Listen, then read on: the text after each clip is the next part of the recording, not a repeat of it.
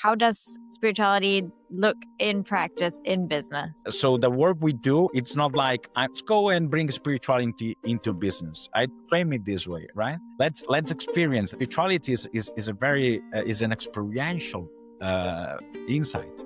Yeah, how you feel part of everything else, how you connect. It's the principle of oneness. It's always a symbiosis. That's the principle of symbiosis. And symbiosis is an inner principle of life. So it's part of the Gaia theory. So the Gaia theory is that the whole planet Earth is a living system. It's alive. It's not a machine. It's been able to survive thanks to this symbiosis. Symbiosis is a spontaneous interaction between different subjects. And what emerges out of it, it's what allows us to learn and to adapt constantly. And I think this is also a defining feature of human intelligence. Jaume Agustí, and he was one of the founders of the Center of Artificial Intelligence in Spain. He says, AI has come to remind us who we are. And we have 5 inner human abilities. And the first one is curiosity. So we have to develop our capacity to get interested in reality about the state of the world, what's happening out there and why things happen the way they happen and the way I see them and I perceive them. Freedom is a capacity of human intelligence. And when I say freedom, because of course we could also talk for hours about the concept of freedom, Adriana, but I mean it in the sense of liberation from our own ego. When you are in that space where you are no longer identified or associated with any label, as a father, as a brother, as an economist, as a professor. In that space, this is the point of maximum creativity, and all futures are possible.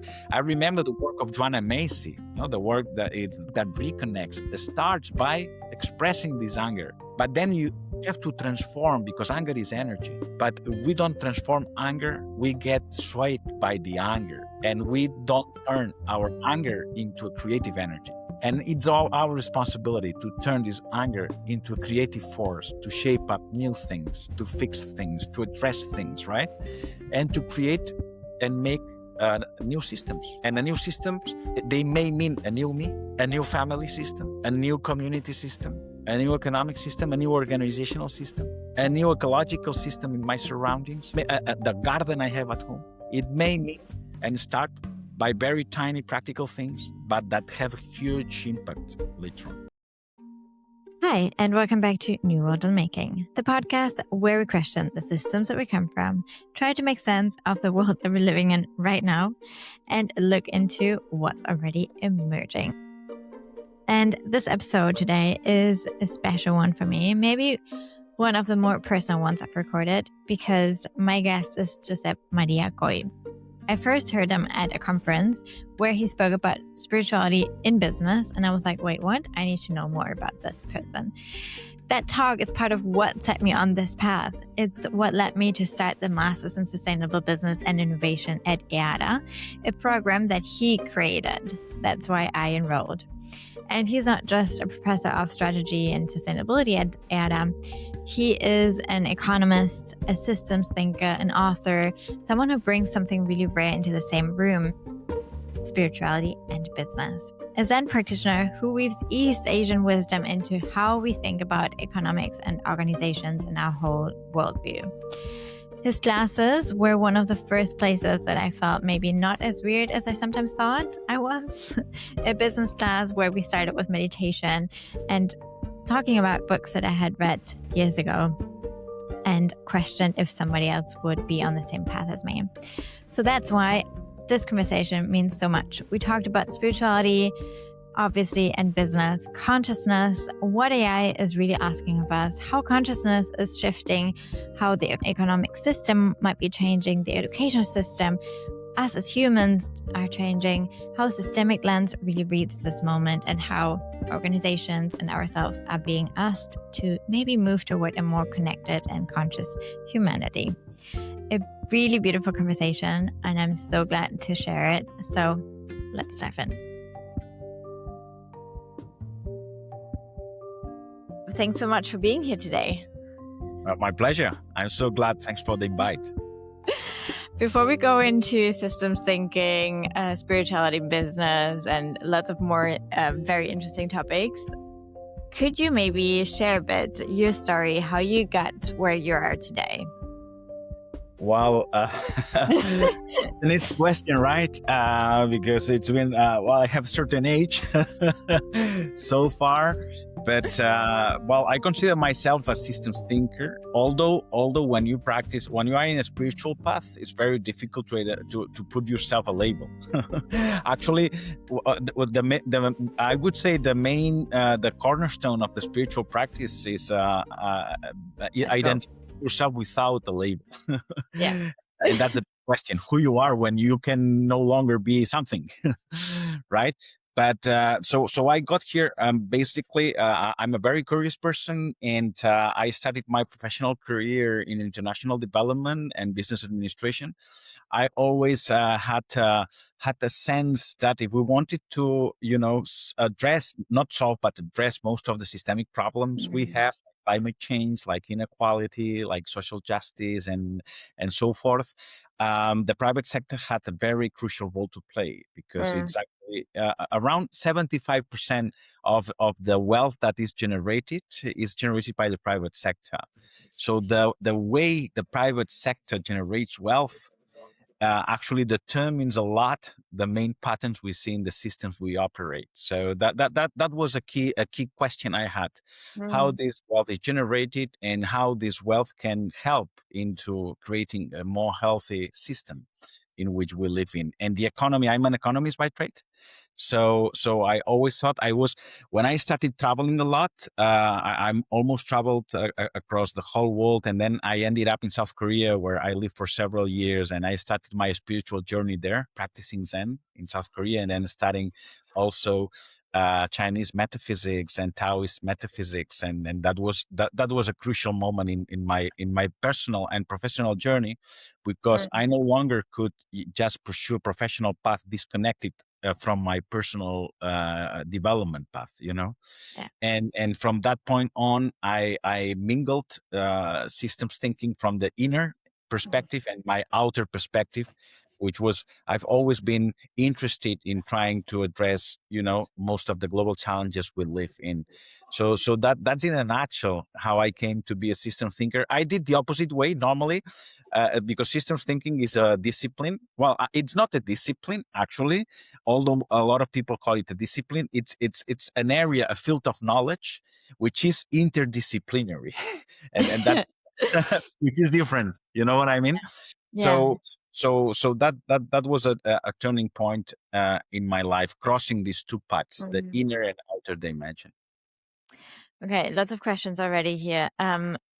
Let's start maybe because I also feel that I'm a very curious person. I also got told sometimes by career driven people know that you should specialize on one specific domain, and then get really an expert in that domain, and just being very broad can be just not efficient or not good, because you never get specified and like really an expert in one niche, right? So when I listened to one of your speeches around systems thinking, I was like, oh wow, this is so relieving and just so beautiful to see that systems thinking is actually also necessary. It's just a different type of lens and understanding to hold a broader perspective, right?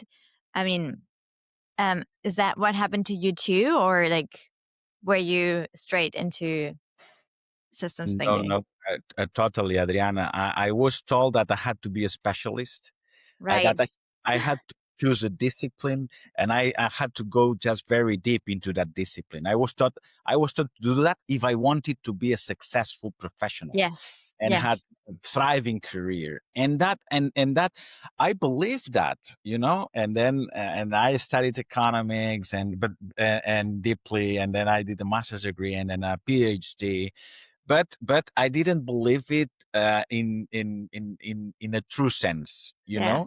Just believed it because it was what the system taught me.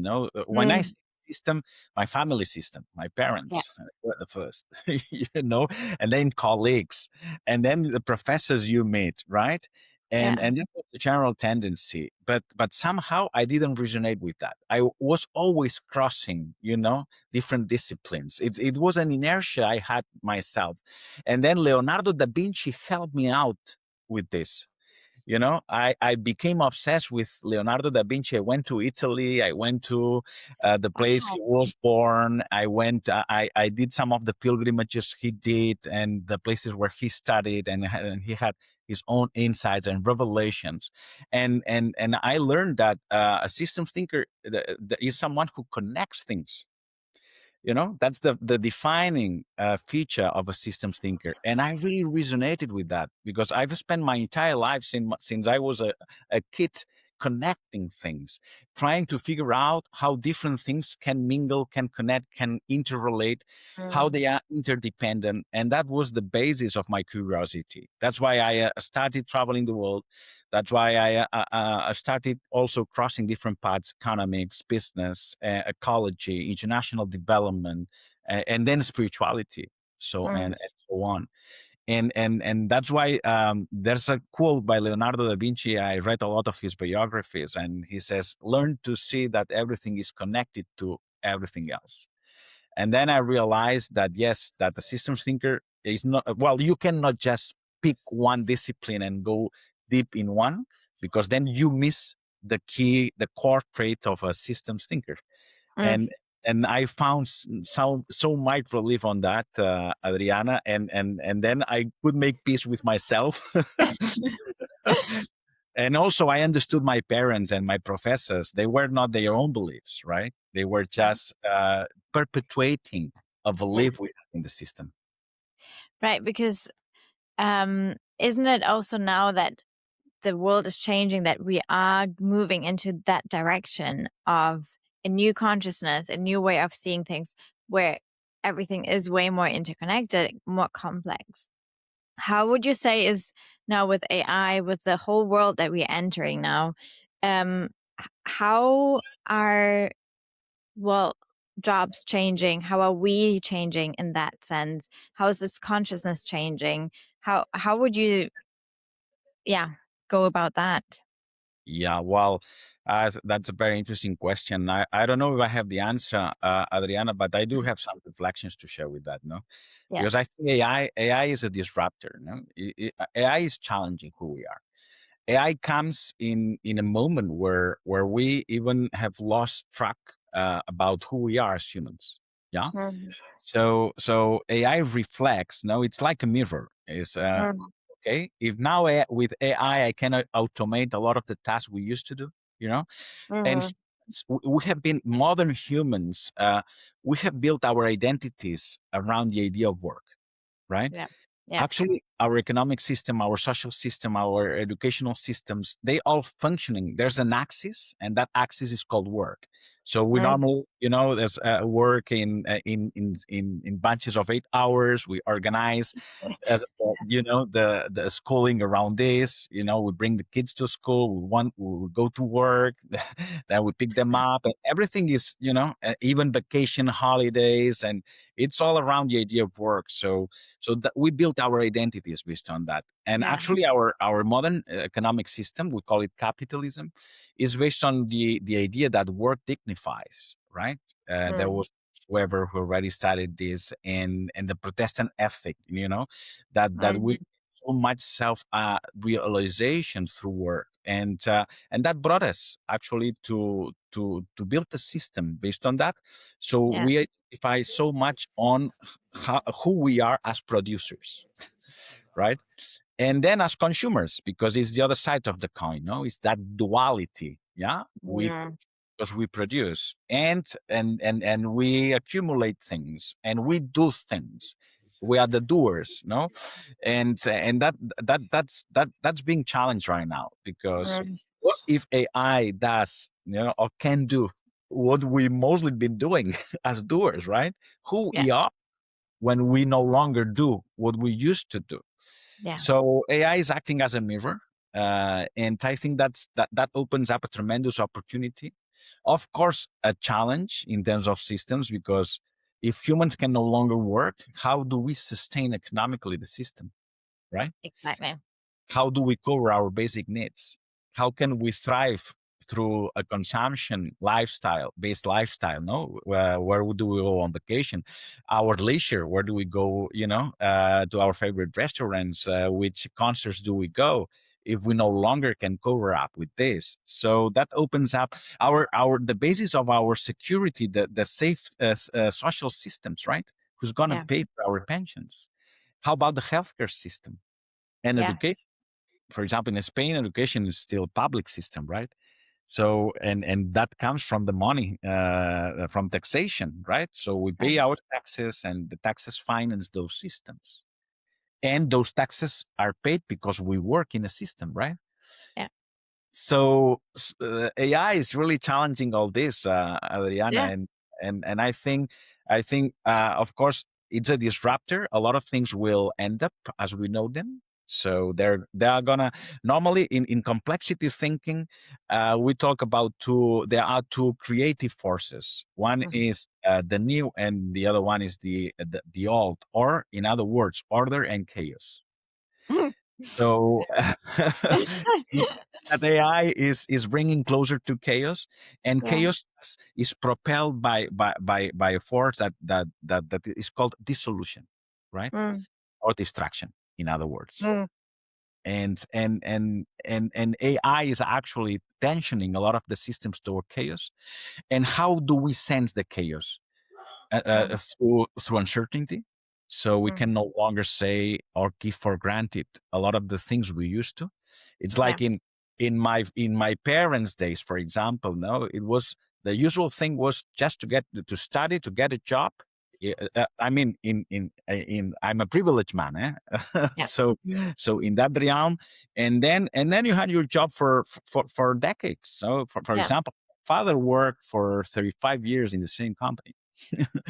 So now new generations can no longer think about that, right? No. That's an utopia. Yeah. So AI is making us rethink all this stuff, yeah, from that perspective. And uncertainty is actually one of the things. And the other thing that we sense this complexity, this chaos, is the acceleration of the things that are happening, of all the Mm. change.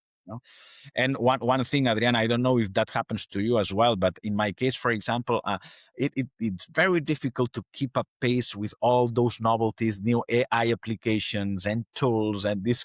I mean, every week 100%. there's a bunch of new tools and things you can do with AI, right? So it's unbelievable. So that's another thing, how things get happen so fast. It's all accelerated, and this is a way that we also sense the chaos in which we are living. 100%. I totally resonate with that. I have again so many questions, but I'm trying to organize my thoughts here. Um, let's maybe start with education because also well, you created the master I studied, the Master of Sustainable Business and Innovation, and I remember actually listening to one of your speeches saying that, well, we had to bring spirituality into business, and this is what really was like sparked my interest, and I was like, okay, I need to find out who's this person and what did he do. And then I saw that you created this master in Barcelona, actually, where I was already living. So I was like, okay, I need to do this. What what about education with all this changing world, with all this uncertainty, acceleration? Where is education going? And should kids now be AI fluent and have an understanding of AI? Should they not? Is screen time bad? Is it good? Like, where do we put ourselves? Are universities still necessary for the new world? Yes, no. Where do you stand with this? Yeah, that's a good question. I think education plays a crucial role, definitely. Education, well, education, we learn not only in schools, right? We also No. learn within our family system, our social cultural system. So education, it's very wide. Yeah. Yeah. If we take the educational system, I think it would be a mistake to make our kids fluent in AI. Yeah, our kids, we discover the world by experiencing. Yeah, Mm, when we get in touch with the real world. Yeah, yeah. So kids are very sensitive because our brain develops until we are 21. Mm. So we have to be very careful about how we feed our brains. Yeah, Yeah. that's crucial. And sometimes we are not so conscious about that. We No. think that because we have to learn AI, our kids have to learn AI. To me, that's a mistake. Yeah. That's starting building the house by the roof. And Mm. you have to settle first the foundations, Base. the bedrocks, totally. So and for example, in my community, and my kid, for example, goes to a school in nature, and what they learn there is they learn themselves, they learn how they discover the world in a natural environment. Mm. So we become attuned with nature because we are nature.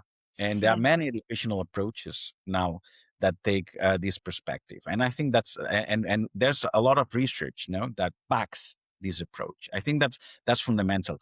Another, I was having a conversation with a colleague of mine who Mm. was working in Silicon Valley in one of those developers, tech, the big tech companies. Yeah, I'm not going to say names, but I think Yeah. we all We all know know. Yeah. precisely. So and he was saying like he invented one of the main things we do now when we surf with the social media and so on. And he said, in Silicon Valley, we that were the tech developers, we brought our kids to schools where there were no screens Nothing. until 16. And we know for sure that this can really damage the natural process in which, our brain gets shaped, right? Yeah. So they know that, and they are the ones who develop the technologies. So we have to be very careful not to disrupt a normal development, Mm. of the intellectual and creative capabilities of Yeah. children. And I think that's our responsibility, and we have to be very careful with that. Right. That's one of the things at the early stages. Then Yeah. another thing is when we are in college, for example, no, and here I resonate with that because one part of my professional life is an educator, in my case in postgraduate at the postgraduate level. So and of course we have to learn about AI. Definitely, we need Yeah. to know how AI can really help us and can really Mm. expand our inner abilities as humans, Yeah. and we will know what our abilities as humans are if we have Mm. had this process of education based on understanding the world by experiencing it. And I think that's fundamental. That's Yeah. fundamental. And Adriana, I was having some conversations with a colleague of mine. He's retired. His name is Jaume Agustí, and he was one of the founders of the Center of Artificial Intelligence in Spain. So and he developed a framework. He calls it the creative hand, and he says, and he has articles published, and he says AI is coming, has come to remind us who we are. And we have 5 inner human abilities. And the first one is curiosity. And he has a creative hand. We have 5 fingers, and all those 5 fingers, as you see, are connected, right? So curiosity is the first one. So we have to develop our capacity to get interested in reality, about the state of the world, what's happening out Yes. there, and why things happen the way they happen, and the way I see them and I perceive them. So curiosity is a fundamental ability that should be really, really taught since Yeah. since the beginning. Yeah. So that's Mm. that's the first one. The second is communication. Humans, part of human intelligence is the way we communicate, and Mm. through linguistic capabilities, right? So learning how to communicate well with others and the rest of the world, and even other sentient beings, is fundamental. Is fundamental. Is a fundamental capacity, and something that AI still cannot do by itself. And then there's the third capacity, inner human intelligent capacity. It's the collaborative symbiosis. It's our capacity to cooperate. So our capacity, that's the domain of how we mobilize and facilitate the process of collective intelligence. There's Yes. our knowledge is always contextual. and we with knowledge. There's no single idea that comes from my mind. Mm. I can tell you something like this, but what I'm sharing with you is because I had a conversation, an interaction with Jaume Agustí, and then I adapt this framework, and I come it to you now. So it's Mm. always a symbiosis. That's the principle of symbiosis, and symbiosis is an inner principle of life. So it's part of the Gaia theory. Now, Lynn Margulis and James Lovelock developed the Gaia theory, in which the Gaia theory exposes is something very relevant. To me, it's not very known because it was silenced by the metaphor, the wall as a machine. So the Gaia theory is that the whole planet Earth is a living system. It's alive. It's not a machine, you know. Yeah.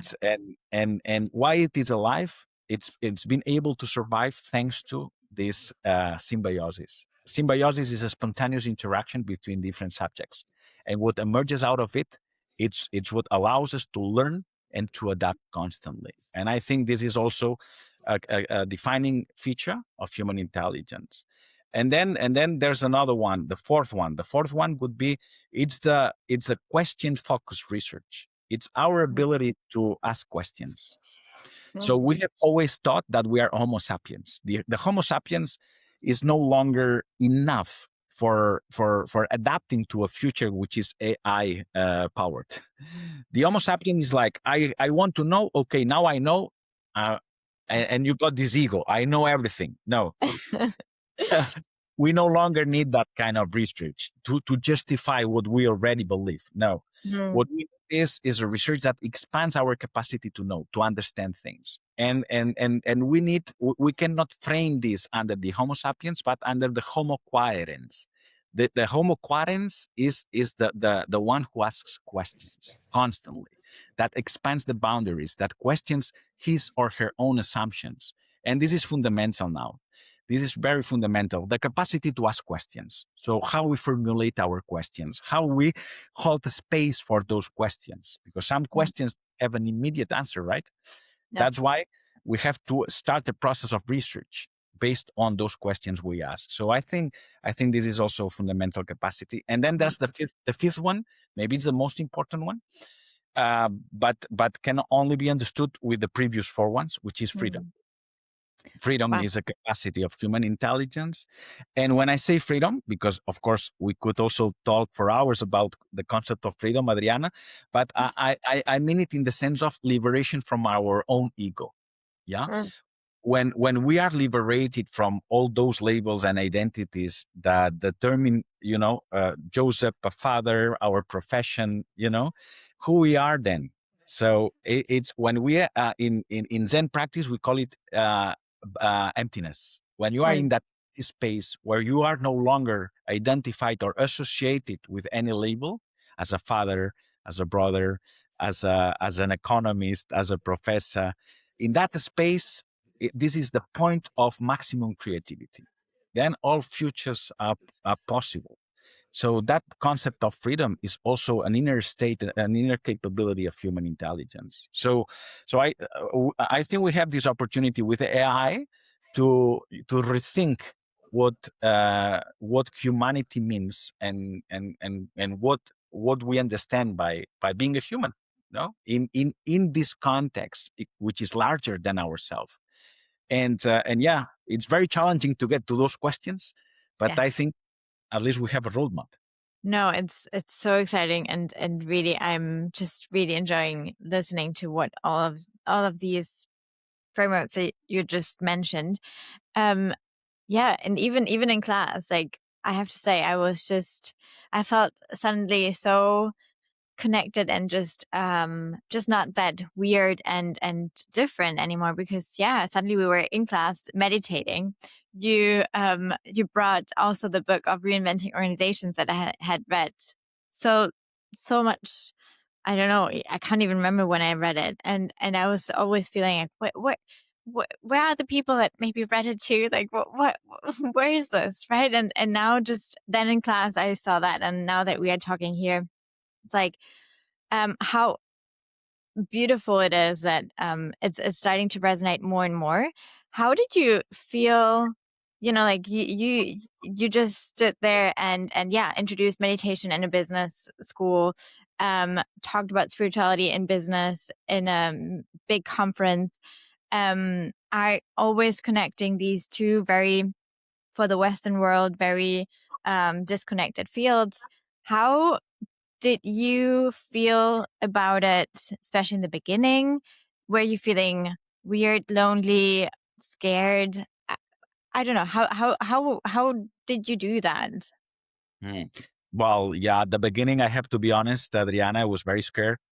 Yeah. I was very afraid of being misunderstood, of being Yes. judged.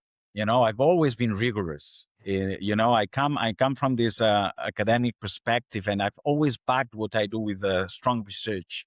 You know, Mm, and I was very much afraid of being left apart or of yeah. being misinterpreted and misjudged, and Yeah. definitely, and at the very beginning, I have to say, very few people and organizations resonated, with Right. my message. But Yeah. then to me there was something, I had like an inner force. To me that was a calling. I thought, no, I have to start and open up. If there's no, if there's very few people, I was not the only one, of course, and that's another point. I met mentors because I Mm. mean. I don't believe in the theory and that story of the self-made individual. No, we've been told that, oh no, those heroic entrepreneurs built empires from a garage. Yes, a garage that was next to Silicon Valley or Stanford. So, Yes. you know, Little uh, detail. we are community made, and Mm, I've been blessed to also to meet mentors who have encouraged me.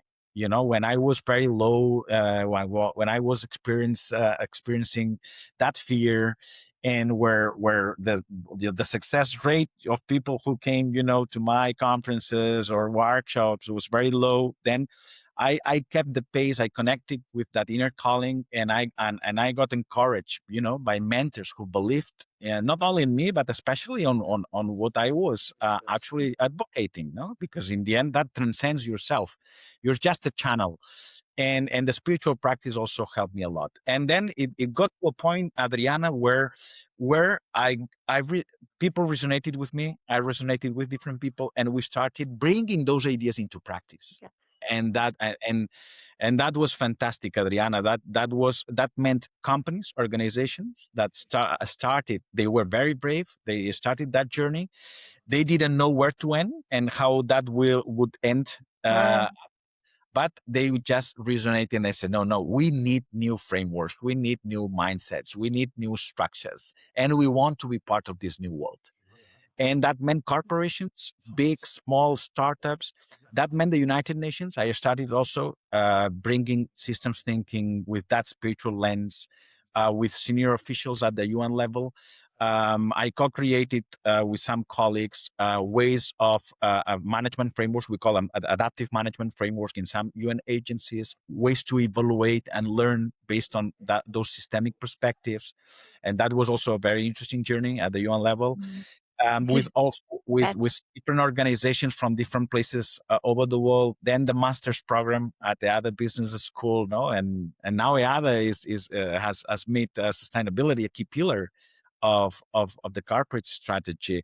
So now I'm in a different place. There's always challenges, but I really appreciate those mentors that encourage me in moments Mhm. where I would almost, be in a place where, okay, I quit. So thank goodness I didn't, I'm on that journey. There's a lot of work to do, of course. There's new challenges coming, but another thing that to me is important, Adriana, and that's why I also really appreciate what you are doing with the podcast and the course, is that we cannot do things alone. I mean, we need a community of practice of like-minded people and we add our our grain of sand and contribute to that world that is in the making, as you very very well communicate and frame. So I think that's fundamental, definitely.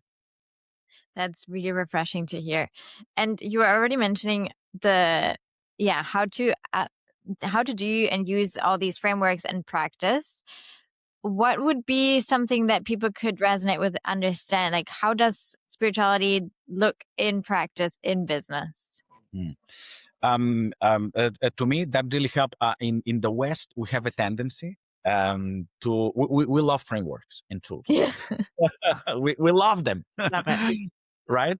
So, Yeah. and I do love them. And but something that I learned in the East is that before any model or any framework, or let me reframe it. If you really want to use a framework or a model successfully, Yeah. you need to use it with the right mindset. Mm. So it all starts with mindset. Yeah. So, so the work we do, it's not like let's go and bring spirituality into business. I frame it this way, right? Let's experience. Spirituality is a very is an experiential insight. Yeah, Mm. about how you feel part of everything else. How you connect. It's the principle of oneness. How you feel part of the universe. And then we can start by that. How do you feel part of your family? Do you love your family? Everyone relates to that, right? So Yeah. it's extending that concept of loving kindness or love, which is a word we don't hear enough in a business context. Yeah, and we do things because we love them, or we should do things because we love them at least. No, or even though we do things because that we don't love, we do Mm. it because we love someone who gets benefited from Mm. doing. Imagine I have a job I hate, but I do it because I'm able to sustain my family and I love my family. So Yeah. you will find love as a reason, as the main engine motivation, for the things we do. So when we start with these practices, and mostly, for example, what I do, Adriana, to me, when I do work with an organization in a business context, we normally do and go to nature. We do a retreat in a natural setting, and because the space really frames, the experiences that Okay. we get out of it, and this is fundamental. And sometimes we forgot about that. Mm. So whenever there's a leadership retreat, a strategic meeting, so going to a natural environment, a natural setting, that really makes half part of the way. It's easier to connect with what we mean by spirituality, which is Mm. in the essence how we feel connected to everything else. So if you feel connected with nature, and you are discussing a redesign of your business model, you're gonna introduce nature as a main stakeholder. Of course. I mean, it's how we apply the principle of interdependence, right? If you really feel connected with the different stakeholders you have in your organization, imagine you work in the food systems and you have suppliers, and those suppliers, they are in different parts of the country. You are going to care for their well-being. You want to know how well they can make their own living, right? Mm. And that's part of integrating, those Mm. connections into the core of a business model that becomes sustainable by extension. And this is a core, the main core of the work we do. And so it's very experiential. It's not theoretical. Of course, then we use theoretical frameworks because they really help us, frame and communicate what we do, Mm. right? And there's a strong research backing up what we do. But Yeah. always, we call that when we facilitate this type of things, we call that action learning.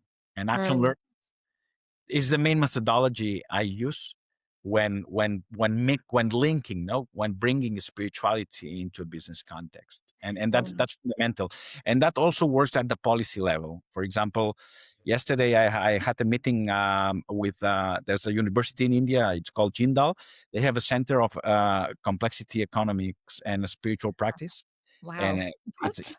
and I'm part of the advisory committee, and we are a group of people with different backgrounds, and this is actually the main domain of our work, and so it's being done in different ways, but especially is about not entering that through an intellectual process, Mm. but applying it to our daily life and experiencing that connection, and I think that's fundamental.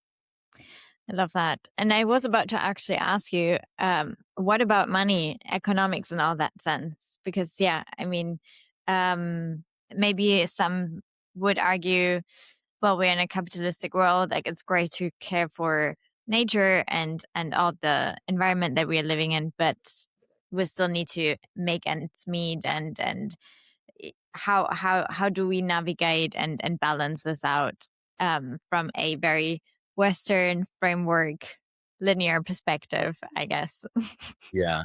Well, money we be with as an energy, right? So it's a motivator. Yeah. Mhm. So it's part when we talk about the health of human, no, there's the concept of chi in Taoism. Chi is that the vital energy we have. If we have this chi, we are healthy, and if we are Yeah, healthy, we can create. We can create. We can produce, right?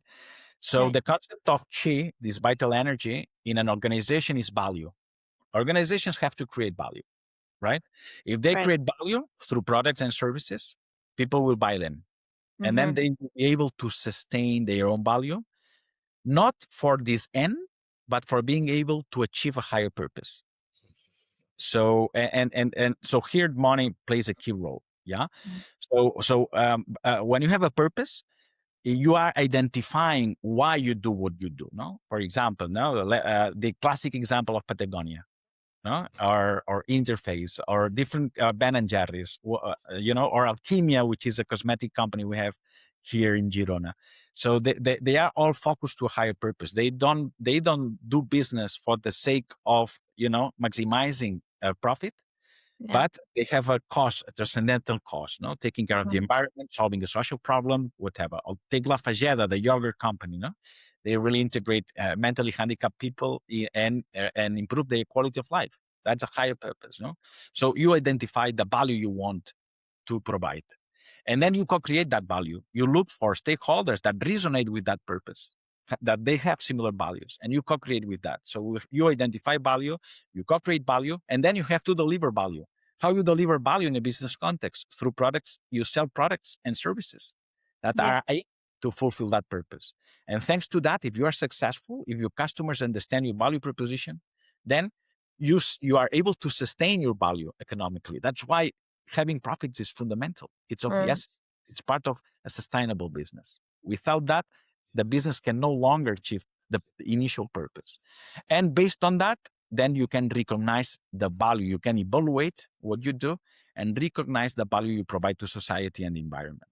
So those Mhm. are five key value areas that shape that notion of value, which is key for the health of any organization.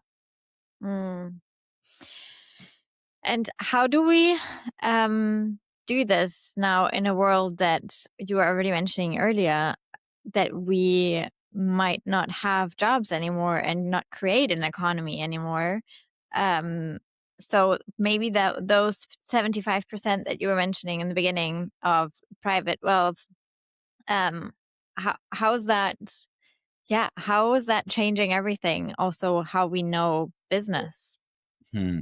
Well, for sure, I don't know. Yeah, the AI force that brings a lot of uncertainty. But I see two Mhm. patterns here, Adriana. Okay.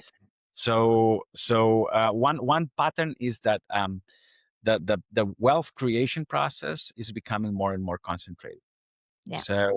So you see those if you really want to develop a state of the art AI Mhm. technology, you need a lot of money. Yeah. And this money is in the hands of very few companies, and we also know who they are. Yeah. There's even books and articles that talk about techno-feudalism. It's Yeah. a kind of a system where very few people with their own uh, biased and partial perspective, all perspective are biased, but the only thing is that they have a lot of power. Mhm. Power is really concentrated in very few hands, and this is dangerous on one hand. So this is one of the patterns that are happening. The other pattern is that thanks to AI, there's new startups, Yeah. that are creating new business models that have less dependence on the consumption of resources, either natural resources or human-based led resources. Mm. And that opens up also for freeing up tasks and for being able to generate more revenues without working. So the question is, uh, up to now, the capitalist system has been able to sustain itself because there's a critical mass of people, we call it the middle class, Yeah. that are able to work and then consume. Who are the ones who buy products? If there's no people who buy products or services, where's the economy? Yeah, where's the system going? So that's why here there's some voices that, and some of the voices are those technocrats, yeah, Yeah. that say that we have two choices here, basically, to design a social system based on a universal basic income. Yeah. So it's like a monthly income, no strings attached, that everyone will receive independently of their income. You know, in order to be able to sustain that system. So there's no need to work to cover your basic needs. That's the basic idea behind that. And it's very controversial. And there's been several pilots trialed around the world on that. And the second one is, how are we going to finance that? That we need a complete tax reform. And some of the proposals are about is the technology, taxing the technology. Some even say, let's tax the algorithm. Let's Let's take tax. that. So those are some of the proposals that we are seeing so far. Um, to me personally, Adriana, I think at some point we will need a kind of universal basic income. At some point, because the system is we see the pattern. The pattern is create. This pattern of wealth concentration, jobs being cut and lost.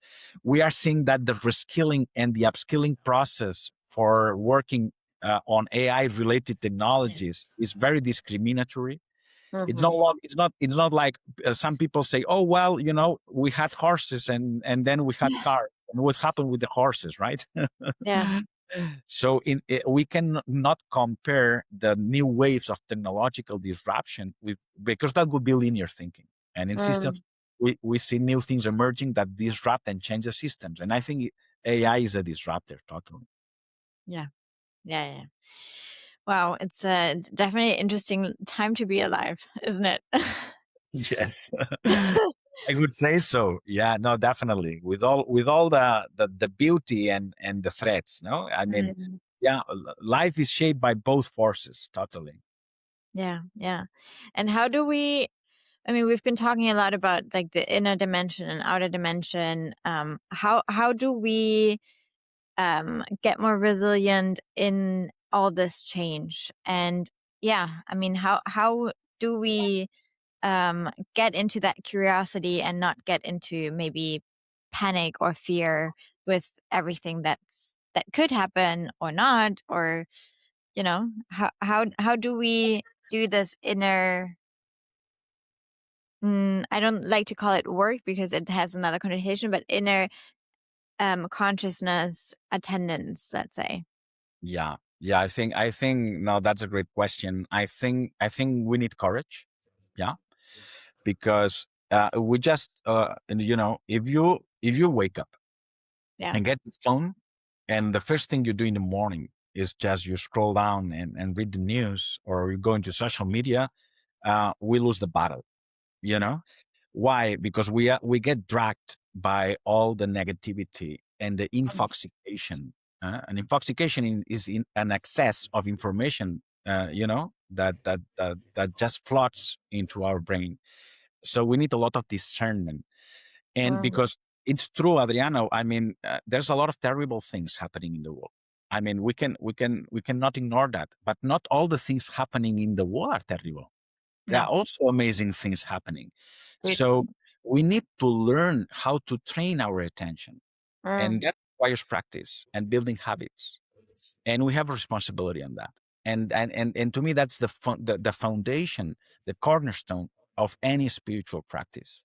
How actually you start Zen practice, the first thing you'll do is to train your attention through meditation and mindfulness. So to me, that's fundamental, to not get dragged, you know, this this tsunami of intoxication and negativity that you see everywhere you go, and especially through social media. And I think that's to me fundamental. And the second thing, Adriana, which is quite related to that, that we have to connect with like-minded people that inspire us. Mm. That's why having, a tribe, a community, call it as you like. I like calling it a community of practice, where we can share. And there's moments of sadness, of rage. We need to be able to express that, of course, Mm. definitely. Right. I Yeah. remember the work of Joanna Macy. The work that it's the work that reconnects. It starts by expressing this anger, but then Mm. you have to transform, because anger is energy. But if we don't transform anger, we get swayed by the anger, and we don't turn our anger into a creative energy. And it's all our responsibility to turn this anger into a creative force, to shape up new things, to fix things, to address things, right? And to create and make new systems. And a new systems, they may mean a new me, a new family system, a new community system, a new economic system, a new organizational system, a new ecological system in my surroundings. It may, the garden I have at home. It Mm. may mean and start by very tiny practical things, but that have a huge impact later on. Mm. This is a beautiful way of transitioning into the more ending questions. I would love to continue, but like we have all busy lives. So about what is this new world in the making, if you would put words to it? Well, I think this new world that to me is emerging, Mm-hmm. we still, and there was the philosopher Antonio Gramsci, the Italian philosopher, who studied transitions and said, when when the old is dying, no, when the old world is dying, is becoming obsolete, and we know that, but the new world is still not in shape. We still don't see the eyes and the face. Then monsters appear. Yeah. Wow. Period of darkness, monsters appear. And you may call different monsters as Donald Trump. Now it pops up, right? Yeah. Could be one of the monsters of Okay. Antonio Gramsci, no? And there are more, of course. But Yeah. and then Antonio Gramsci said, we need that courage to be able to envision that new world. So we Mm. develop our capacity to imagine and to create futures. So and sometimes we are not taught, to develop the ability to envision a future. And envision a future is building up scenarios that are not only possible but desirable. Mm. So I think we have also this responsibility to do these exercises, to Mm. those pictures of a world we would like to live in. And it's a world which is more empathetic. It's a world that is more conscious about the impact of our actions. It's a world that is more compassionate, more tolerant. It's a world that welcomes different perspectives, different ways of seeing the world. It's a world that is built more around the idea of who we truly are instead of what we truly have. And to me, those principles should be the basis that allow us, Mm. to develop this new world that is regenerative. No, I think we have this responsibility to create Yeah. new structures, new systems, even if small systems that are able to convey that message of regeneration. Because otherwise, what we are doing Mm. is perpetuating structures that are bringing to the collapse. And I think we have that responsibility as well, no, and especially people that feel that and resonate with that way of seeing the world. And not everybody and everyone is able to see the world, so we need to help each other in that Mhm. task. We are more prone to analyze the past, but the future is already there, and we can develop ways of learning from the future. We call that a feed forward. No, we normally Mm. are more prone to develop feedback mechanisms, right?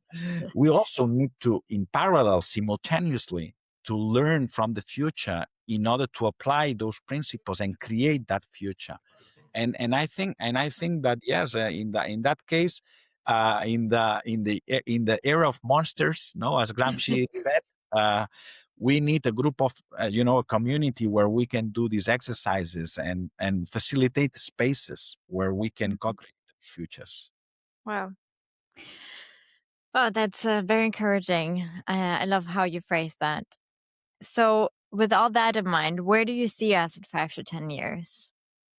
Mm.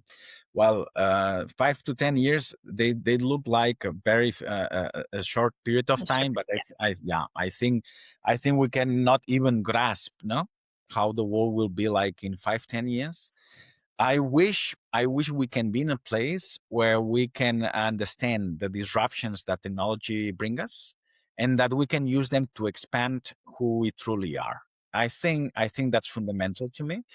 One of my main areas of research right now is this one, for example, and how we there's the issue of consciousness, no, Adriana, and consciousness. Nobody knows what consciousness really is so far. There are approaches. Humans have, to me, misunderstood consciousness, because we have thought that consciousness means that we are aware of something. Mm, We are aware that we can think. We are aware of that. This is a very partial and biased view of consciousness. Consciousness is this capacity we have to connect, with what's invisible. This invisible force that shape the very nature of life. Some call it God, some call it universe. Modern physics call it quantum field, or neuroscientists call it lattice. Different ways, and ancient mystics in the East call it the Tao, right?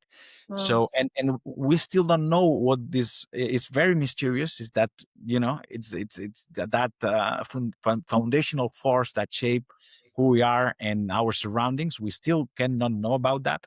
From a scientific point of view, we only know 4% of the universe, and now we have theories that indicate that there's more than universe. There's a pluriverse. So imagine, we know very little, but what we can do is experience.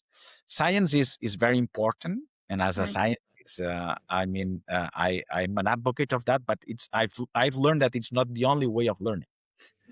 So that's why we have to combine different ways of learning in our research process. And one of the ways is the spiritual path, is the practice, the experience, how we connect with that source. So I really imagine in 5 10 years that more and more people, embrace new ways of learning. And I think that will enrich very much the collective intelligence. That is the basis, is the fountain of our creations, definitely. And when I say creations, organizations, products, services, devices, systems, what policies, whatever we are able to create as humans. love that. Love that. Thank you so much. We would go into the last question if you have anything else to add. Yeah, well, not so much, Liana, because Recovered. we Quiet. call it, Covered. yes. Well, the last question is just to leave a question, a reflection for the listeners to reflect or question themselves. Well, I would reinforce one of the messages that maybe we've been talking through, which is it's more a final reflection in form of question. Mm-hmm. What, Please. what does it mean to be human right now? And that leads to another question: what would I be without my profession, without my role as a father, as a son, as a friend? You know what I mean? Yeah, yeah, yeah, yeah. What Yeah. what would I be without that? Love And I that. think I think that's I think that's a question we need to sit with, not just Mhm. once, but recurrently in our lives, if not every day, right? Yeah. So I think that question can really help us rethink who we are. Mm. And we rethink who we are, we can have more means to use, you know, Yeah. the abundant tools we're gonna have, and we already have with AI and so on, for Yeah. the good. Mm. Oh, thank you so much. Honestly, this was incredible. No, my pleasure. My pleasure, Adriana, and I congratulate for the initiative. Thank you for inviting me, for thinking about me and participating. And I'm glad to contribute and also to share my thoughts with you. I'm glad we're in the same community. Thank you so much. My pleasure.